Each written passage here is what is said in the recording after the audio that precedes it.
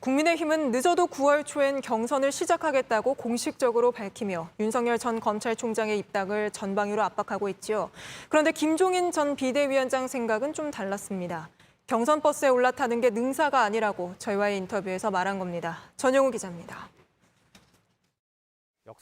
자택 인근 북한산 등산로로 발걸음을 옮긴 김종인 전 위원장. 윤석열 전 총장이 별의 순간을 잡은 건 맞지만 시간을 낭비했다며 이야기를 풀어냈습니다. 별의 순간을 잡는다는 자체만이 별로 중요한 게 아니에요. 유지할 수 있는 그런 행동을 갖다가 보여줘야 되는 거죠. 그래 내가 보기에는 뭐 지난 한 2달, 석 달 동안을 별로 이렇게 효과적으로 보내지는 못했던 것 같아요. 그렇다고 성급하게 입당하기보단 당 밖에서 세력을 키워야 한다고 말했습니다. 자기 나름대로의 소위 좀 대통령을 하기 위한 세력을 갖다가 구축을 하고 현재 지지율을 갖다가 유지 내지 더 발전시켜 나가는 그런 방향으로 나가는 것이 나는 윤석열 총장으로서는 현명한 선택이라고 생각을 해요. 그것이 국민의힘에도 도움이라고 했습니다. 윤석열 총장은 윤석열 총장대로 자기 힘을 갖다가 기르는 방향으로 가고 당은 당대로 당의 자강 노릇을 갖다가 하면은 결국 가서 내년에 대통령 선거를 앞두고서는 언젠가는 접합점이 생길 거라고요. 그러면은 서로 윤인을 할 수 있는 그런 상황이 도래될 거기. 접합점의 시점은 국민의힘 경선 이후로 진단했습니다. 꼭 경선에 들어가서 단일화를 갖다 하는 것만이 능사가 아니라고 나는 생각하는 거예요. 단일화는 어차피 할 수밖에 없는 거니까. 윤 전 총장과의 회동 전망을 물었습니다.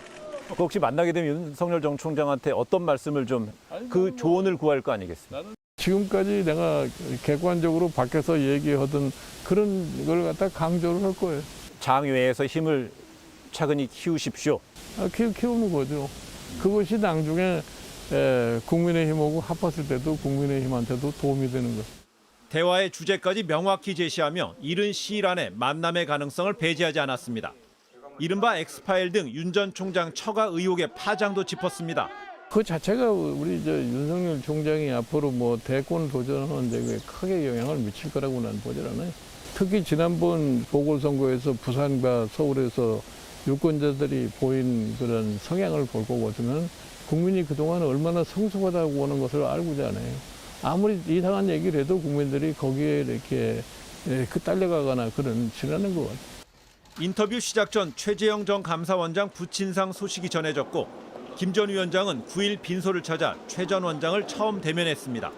자기 나름대로의 국가에 대한 자기 신념을 갖다 가지고서 그동안에 뭐 살았다고 생각을 하고 지금 대선을 도전을 해볼 수밖에 없는 입장이기 때문에 결국은 장외에서 윤석열 총장과 최재형 감사원장 사이에 있어서의 경쟁 관계가 어느 기간 동안은 아마 유지가 되지 않을까.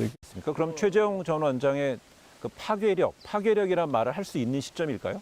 최재형 감사원장은 지금 늦게 이제 출발하는 사람이니까 뜻을 갖다가 얼마만큼 국민이 수용하느냐에 따라서 뭐 전 지지율이 올라갈 수도 있고 그렇지 않을 수도 있으니까 이거는 시간이 어느 정도 경과되어 봐야지 판단을. 그렇습니다. 언제까지 야인으로 있을지도 들어봤습니다. 뭐 내가 이제 뭐 야인으로 남는 거 방법이 다른 게 뭐 있어요? 내 성격 자체가 한 번 가서 일을 마치고 났으면은 거기에 미련 없이 떠나는 것이 나는 정도라고 생각하기 때문에 그래서 뭐 이러고 저러고 할 역할이 없어요. 국민의힘 복귀 가능성을 스스로 차단한 겁니다. 윤 전 총장이 대권에 야심이 있다면 김종인에 매달려야 한다는 이준석 대표의 발언은 그래서 더 여운을 남기고 있습니다. JTBC 전용우입니다.